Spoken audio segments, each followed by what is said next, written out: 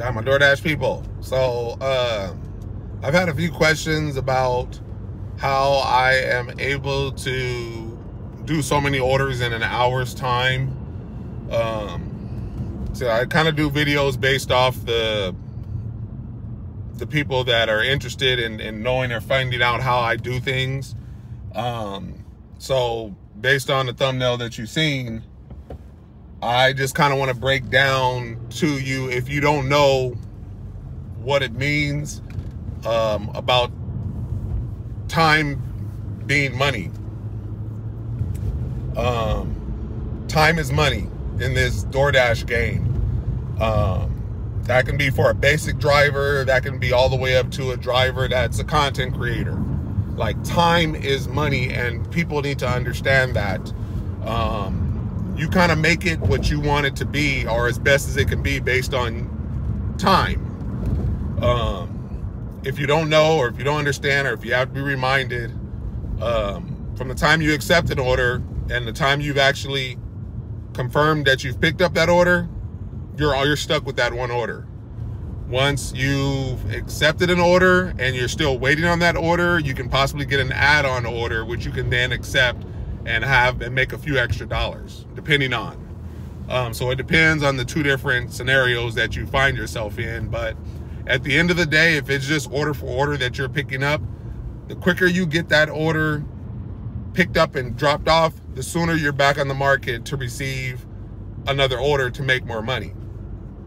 So, like I said, if you're one to just kind of pick up your order and just kind of mosey around and kind of just milk time, unless you're getting paid by time, I guess it don't matter at that point, because now you're guaranteed to make whatever it is DoorDash is paying hourly. But if you're doing it by offer, that's when time is money. That's what I'm really talking about. Not so much by time, by offer. So me, I have been able to do, at minimum for the most part, 3 orders in an hour, all the way up to 5. I think a couple of times I've been able to do 6 orders in 1 hour. And it's because I hustle. I move from the way that I accept my orders, the way that I confirm I've picked them up. The moment I've confirmed it, I'm already on GPS, I already headed towards it, and I'm moving as fast as I possibly can. Ain't nobody telling you to get out and get in no accident. Ain't nobody telling you to get out there and run and hurt yourself or fall down, but as fast as you possibly can. The sooner you get out there, the more you can make per hour. As soon as you get these orders done, the more you can make per hour. Like, it's a known thing. And that's how I'm able to make the money I make every hour, is because I'm moving, and I know that I can't get the next order until I get done with this one.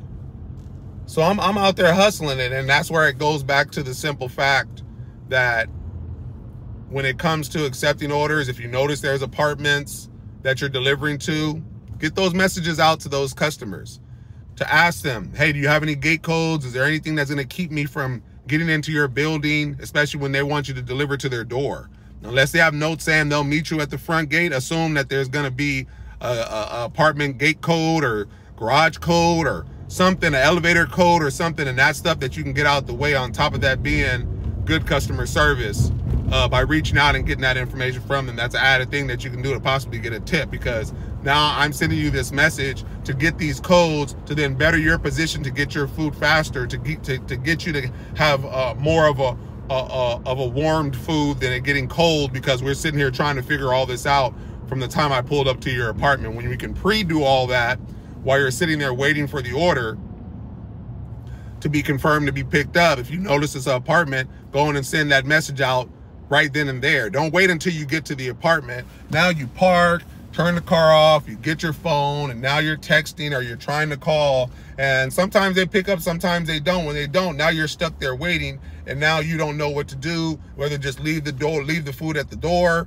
the apartment front door of the complex, which will net you a bad rating, when you just have all that time in between getting to their apartment to get those codes and things like that. And of course, if they don't have no codes and they'll say, hey, I don't have a code, don't worry about it, or hey, I'll meet you at the door, like, at least you'll have that stuff in advance, and then that way you're sending them a message or you're calling them a minute before you get to their apartment. to say, hey, I'm around the corner, or I'm a few blocks away, just want to give you the heads up just in case it takes you a minute to get to the door, if that's what they're going to be doing, meeting you at the front of their place or something like that. If not, you're getting that code so you can be able to get in there and get out, because then that's the only way you're going to be able to get the next order or whatever it is. So that's what I mean by time is money when it comes to this game that we do. So if you can move fast, put a little pep in your step and go on and get these orders picked up, confirmed, and dropped off. Not only the faster you do it, the better it helps your account in terms of ratings and drop off on time, or better. That it all helps you out. It all ties in, because it's like DoorDash is seeing that the order goes out, you're picking it up before the time that they want it to be picked up, assuming that the order is ready. We have no control over that if the order's not ready by the time they pick up. But that aside, if you have it delivered by the time that it's telling you, that's another good thing, because you're dropping it off on time. It's not a good look if you're always late to your location, because DoorDash kind of gives you a fair amount of time to get an order delivered. So when it gets to a point to where you're always just late all the time or whatever, that can possibly ding you to get orders, because you might be on the slower side. Now, don't get me wrong, if you're handicapped, or if you're somebody that just can't move, or older or something like that, I'm definitely not telling you to get out there and break your back or break your leg trying to run or anything like that. But I'm more talking about the ones that are able to get up and move. Like, don't be out there just moseying along and then you complain because you only made this amount per hour, or every dash hour that you drove, or whatever block you drove in, and you just have to look at it. Maybe if I was a little faster, maybe that could have been an extra couple, 2 or 3, 4 or 5 orders that I could have got done had I moved a little bit faster, for those that are able to, or whatever it is. And the other part of that is, the other part that I was speaking about when it comes to this, is the whole thing with even me being a content creator, and a lot of people wondering why I don't do live streams, or why I don't sit and record this thing that we do day to day. Like, for one, I don't have time for it. Like, time is money, and in comparison, like what I make on YouTube, which YouTube is no main source of income for me, I'm getting paid pennies for views. Like, I don't want to determine how many people watch my video to determine how much money I may or may not make, or whatever it is. One month it might be this, the next month it might be that, and it's like, no, I need to know exactly how much I'm making. So this YouTube thing is not the business for me. Like, yeah, I was able to monetize my channel after about 1.5 months, almost 2. Totally fine, great. I joined to be a partner. I do get paid. It's pennies in comparison to what I get out here and I can make with DoorDash. Like, I'm just making that clear. So for me, this channel is truly about knowledge. Yes, I get paid to do some of these videos or whatever. All the videos I get paid to do based on my views, but I'm not out here as no main source of income like a lot of these content creators. Like, they make their only money they make is having these jobs to either complain or not so much speak good on it, because they're not making the money that they'd want to make. And that's what leads to my discussion about this time is money thing, especially for content creators. And being that I'm a content creator, people will ask why I don't do this whole recording thing. And like I said, when it comes to that, I've been doing this 6 years. This is nothing new to me. It's not nothing new to a lot of people. Yes, if you're just starting and you want to know how this is, there's plenty of tutorials out there on how you DoorDash. Like, how do you get out there and dash as a driver? I'm not talking about so much you people in the sense that are just trying to truly learn, but for people that's been driving and you've been dashers for years or months, or you're just not new. And for me to have been driving 5, 6 years now, for me to have to get out here and constantly do a video showing me going to a restaurant, showing me get out of the car, showing me I gotta set up the cameras and this and that, then I gotta go in, walk into the place, and then I gotta pause the camera this, or set it up that, then confirm I got the order picked up to you guys, and show you guys when I get to the location, set my camera up so you can see me walking to the person's front door, then to have a whole nother camera. And this is all editing work that I'm gonna have to deal with when I get home. And all for what? Then to show up to show me taking a picture of the food at the front door, then showing me walk back to the car to get in, just to see, okay, what did they tip me? And then it just sucks if you don't even get tipped, and you went through all that just to say you didn't get tipped or whatever it is. So then these are the drivers that they're accepting these orders, $3, $4 that they're considering trash in hopes for a tip.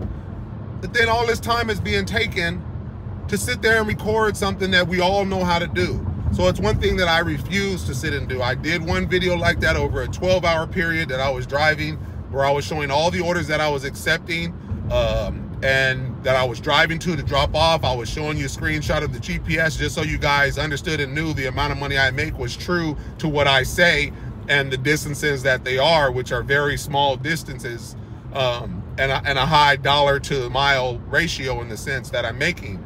I did it one time and I know I lost at least, oh man, a good 5 to 10 orders that I lost for sure over that 12-hour period, because I was so focused on pausing the camera to get the right shot. Then I had to set up my GoPro and pausing it and plugging it up and this and that and this and that. So then as a content creator, when you report that, oh, I only made $35 in 3 hours, it's like, oh, I wonder why. I'm so focused on making goddamn videos that you're just actually losing money because you're so focused on making videos. Now, are you making that income revenue on YouTube to balance it out? Maybe you are, maybe you're not. But I'm just saying, as me to get out here and do this job to make extra money, this job would have to come first before YouTube, because there's no guarantees with YouTube. Maybe you'll get the views, maybe you won't. But it's like, I'm out here wasting my time. I'm taking time away from my family. It's just a lot. It's hard because like you got to get out here and you got to be committed to doing this job or whatever it is. So me as a content creator, and I don't even call it no huge thing. I mean, I make these videos for you guys to watch.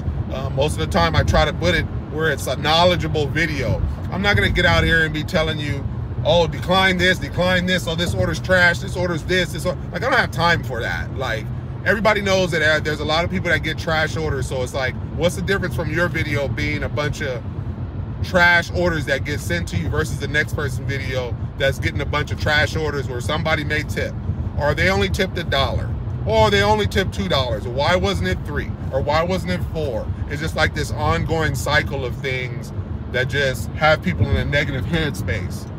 So for me, I go back to say, time is money.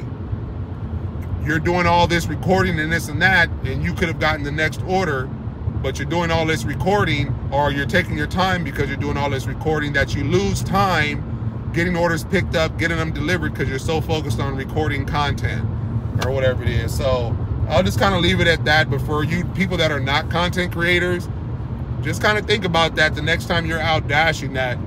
Put a little pep in your step if you're able to. Again, if you're older or you can't, handicap, like, ain't nobody talking about you guys or whatever it is. And I don't want nobody hurting themselves. I don't want nobody speeding where they get an accident or get in a car crash. But I'm just saying, go on and pick up that order and deliver that as soon as you possibly can, so you can get back on the market and make you the next amount of money, or get the next offer. All this plays a part in the orders that get sent to you, because DoorDash will see that, okay, you're accepting orders, and even if you don't, I mean, at least you can say, okay, your on-time rating is good. So they all play a part. Each one of those lines, your customer service rating, your AR rating, your completion rating, and your on-time rating, it all plays a part. And if somebody tells you otherwise, that it doesn't matter what those things are, then they're kind of loony, because there's no point in having this rating system and it not do any kind of justice for DoorDash. That's like saying YouTube doesn't have an algorithm.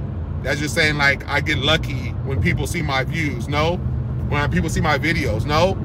I have my channel. I have it dedicated to a certain subject, and they put my channel there based on the views. It'll determine where they want to sit it. Closer to the top, you're more on the popular side, where if you're on the bottom and you don't get very much views, they'll put your videos at the bottom. It's the same thing. That rating system is there for a reason or whatever, and everything matters. So in this case, time is money. So if you guys have any questions about it, like I said, contact me down below in the comments. If you guys feel otherwise, that time is not money, explain to me why you feel that time is not money, and why you can just milk time or whatever it is. And like I said, I'm not talking about driving by time, because that's a guaranteed amount of money that you're going to make regardless. So if you want to get out there and just do one order per hour and make your $10 or $15, $17, whatever it may be, hey, I don't blame you. because you're gonna get that either way, whether you do 1 order or you do 10 orders. But when you're doing it by offer, you got to get going. And that's why I don't do this video thing while I'm driving, because I don't have time for it. If I do all that and all these videos and stuff, I'd make way less money than I do. So I choose not to. But when it comes to providing proof of receipts, of statements, stuff like that, I'm there with all that stuff because I can provide you the proof. And it means because I'm moving, I'm out there making the money that I want to make, and I'm not concerned about videos and content and all that stuff. What I make on YouTube is what I make on YouTube, but the bulk of my money that I make, I'm going to invest in actually doing this job. Otherwise, what's the purpose of doing this job? Only to complain that she done made $30 in 3 hours or $30 in 4 hours. Like, that is just beyond me. Like, there is no way. And I get it that people make less. There's other places that have less minimum wage, but I just feel like if you got to work a job and you didn't work 3 or 4 hours and you only made 30 bucks, and that's a decent or okay day, you're doing the wrong job. Like, you got to figure something else out. You better end up just finding a regular W-2 job at that point. I'll never tell a person to quit, but I'm just saying, make it worth it. Make it worth being out here and using your gas and putting miles on your car. Make it worth it to where at least you can say you came home with a decent amount of money and not some little change or whatever it is while you wasted and invested all that time. So your boy C-Moto, you know what it is. Got a few more minutes before I start my next Dash hour. I think that's about it as far as my subjects goes. I think I ended up making 2 or 3 videos today, but I didn't want to combine them all in one. So that's where you will see a few videos that I have made today with just different subjects to talk about or whatever it is. So I will leave you guys at that.